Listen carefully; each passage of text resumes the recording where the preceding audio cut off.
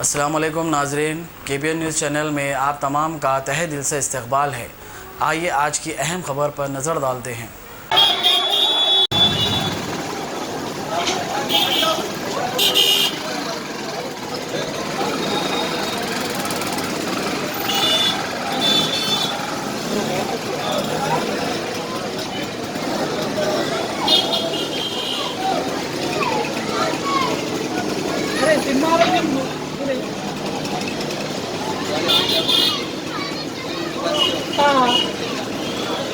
मार के